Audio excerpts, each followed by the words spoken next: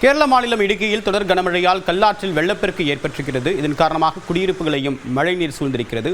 விவரங்களோடு நிகராம் செய்தியாளர் முகிலன் விவரம் என்ன?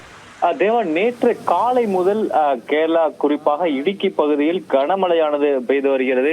இதனால் அங்கு இருக்கக்கூடிய முக்கிய ஆறுகள், அது கூட்டாறாக இருக்கட்டும் அல்லது வண்டிப்பெரியாராக இருக்கட்டும் போன்ற ஆறுகளில் கடும் வெள்ளப்பெருக்கானது ஏற்பட்டிருக்கிறது.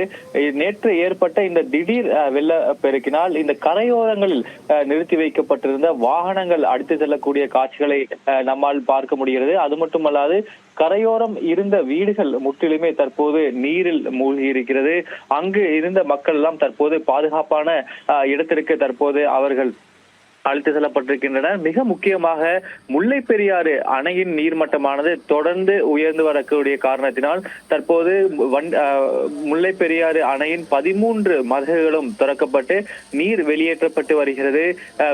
குறிப்பாக அப்பர் கேட்ச்மெண்ட் ஏரியா என்று சொல்வார்கள், அந்த பகுதிகளில் மழை தொடர்ந்து கனமழை பெய்து வருகிறதால் அணைக்கு வரக்கூடிய அந்த நீர்வரத்தானது தொடர்ந்து அதிகரித்து வருகிறது.